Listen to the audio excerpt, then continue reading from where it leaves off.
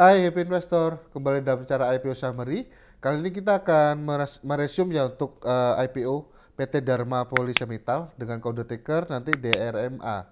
Kita masuk ke company profile dulu. PT Dharma Polymetal adalah perusahaan dari grup Dharma Group ya, di mana dia bergerak di bidang komponen otomotif untuk sepeda motor dan juga untuk mobil.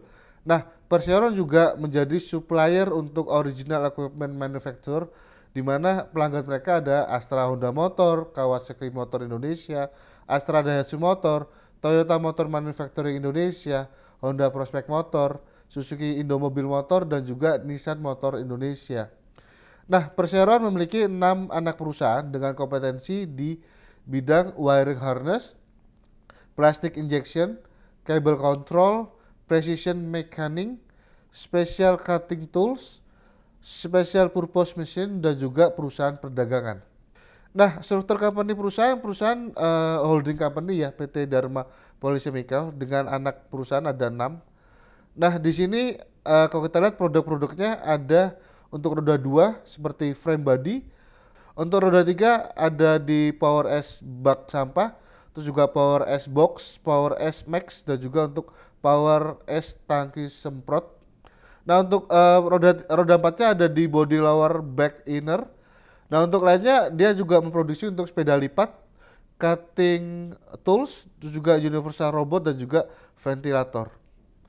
Nah, untuk IPO-nya mereka menawarkan 705,8 juta lembar saham, di mana presentasi tersebut merupakan 15% dari modal disempatkan dan store penuh oleh perseroan. Nilai nominal Rp100 per lembar saham, untuk harga IPO 500 sama dengan Rp620 per lembar saham. Di mana perolehan harga IPO tersebut sebesar Rp437,6 miliar, di mana untuk penjamin IPO-nya ada PT CIMB Niaga Sekuritas dan juga PT Sukor Sekuritas Indonesia. Nah, untuk IPO schedule masa penawaran awal direncanakan tanggal 19 sampai dengan 30 November 2021 dengan indikasi tanggal efektifnya di 8 Desember 2021. Indikasi masa penawaran akan dilakukan pada tanggal 9 sampai dengan 15 Desember 2021 dan untuk tanggal listing IPO pencatatan di Bursa Efek tanggal 17 Desember 2021.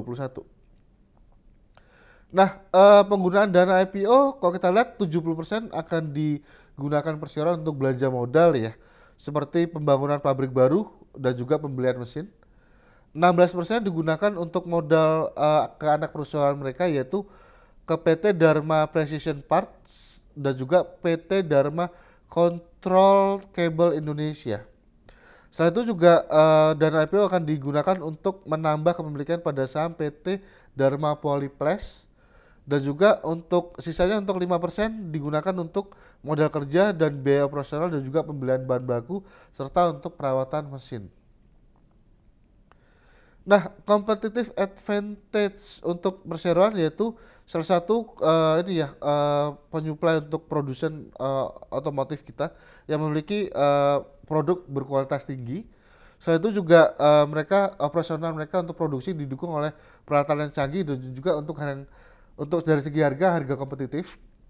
Selain itu juga perseroan memiliki pengalaman lebih dari 30 tahun untuk di dunia otomotif sendiri. Selain itu juga bahan baku dan juga proses bisnis yang terintegrasi dan juga kualitas yang dihasilkan dari produk itu juga menjadi kekuatan perseroan.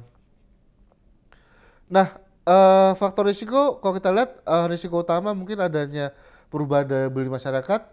Terus untuk risiko usaha kita lihat adanya ketergantungan pada original equipment manufacturing karena dia berbasis orderan ya dari perusahaan manufacturer. Terus juga risiko usaha lainnya seperti kerusakan dan juga gangguan fasilitas produksi, ketergantungan pada bahan baku ya, itu juga menjadi kendala. Dan juga mungkin dari kegagalan desain teknis dan juga mungkin dari biaya tenaga kerja, dari upah minimum dan juga dari undang-undang ketenaga kerjaan. Nah, untuk risiko umum kita lihat dari kondisi ekonomi, dari nilai tukar dan juga mungkin dari risiko hukum ya.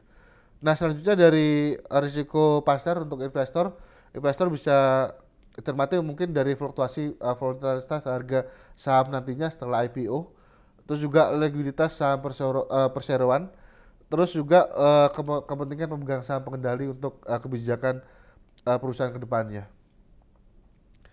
Nah, kalau kita lihat dari laporan keuangan perseroan, penjualan mereka sepanjang semester 1 2021 tumbuh 46,3% year on year ya, di mana didominasi dari penjualan domestik.